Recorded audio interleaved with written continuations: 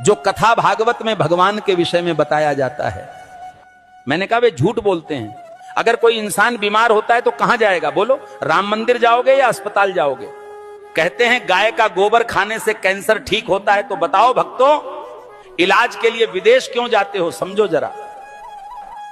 ये सब हम लोगों को भगवान के नाम पर गुमराह कर रखा है। और जब यही लोग कहते हैं धन दौलत त्याग कर भगवान की शरण में आ जाओ, और खुद कहीं पर भागवत कहने जाते हैं, लाखों रुपये लेते हैं। ये मायाजाल ही तो है। भगवान की शरण में जाने का मतलब यह थोड़ी है कि अपने शरीर का ध्यान छोड़ दो। जो शरीर भगवान ने दिया है उसकी सेवा भी तो ईश्वर सेवा है। जब बुखार आता है तब राम की जगह दवा ढूंढते हो। जब जीवन भर की परेशानी हो तब बाबा का झूठा गोबर इलाज क्यों बन जाता है? गाय पूज्य है, इसमें कोई दो राय नहीं, पर यह कहना कि गोबर खाने से कैंसर ठीक हो जाएगा, यह विज्ञान नहीं, धोखा है।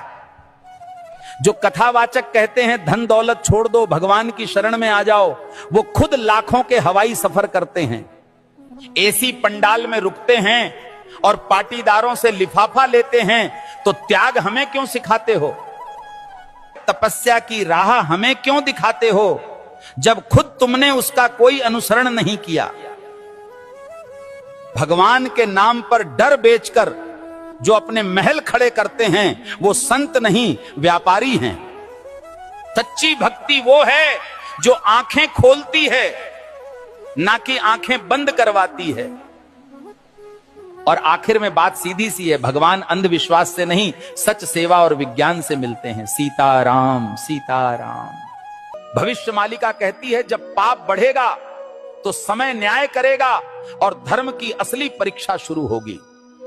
2032 से सत्य युग का आरंभ होगा, लेकिन उससे पहले पूरी धरती हिलेगी। प्यारे भक्तों, 2 सूरज दिखेंगे आकाश में, पर उनमें से एक सूरज नहीं, विनाश का दूत होगा।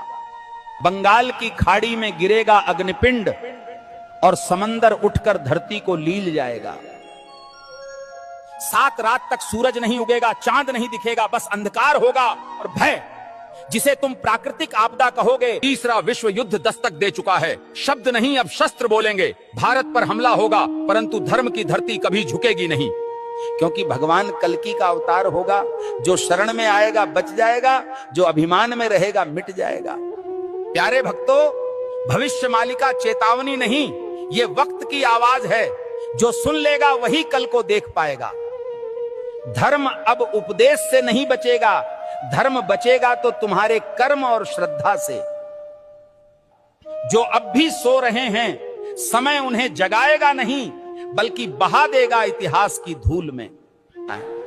अब भी समय है भक्तों, या तो धर्म के साथ खड़े हो जाओ या अधर्म के साथ डूब जाओ। कल सऊदी अरब में आयोजित मेरे सत्संग के दौरान एक भक्त ने मुझसे एक दुखद प्रश्न किया। भक्त ने प्रश्न किया, गुरुजी, क्या राखी बांधने से बड़ी बात यह नहीं कि हर औरत को बहन समझा जाए? अरे मूर्खों, राखी के धागे पर इज्जत की एक्टिंग करते हो और बाकी दिन उसी इज्जत को आंखों से नोचते हो। राखी का धागा इज्जत का प्रतीक है, पर नजरें ही इज्जत न दें तो वो धागा क्या करेगा? जो आज बहन कह रहे हैं, कल उसी जैसी स्त्री को घूरते हैं। यही विडंबना है। जिस दिन पुरुष की नजर नारी को सच में बहन समझने लगेगी, उस दिन हर बेटी, बहन, हर स्त्री सुरक्षित अनुभव करेगी।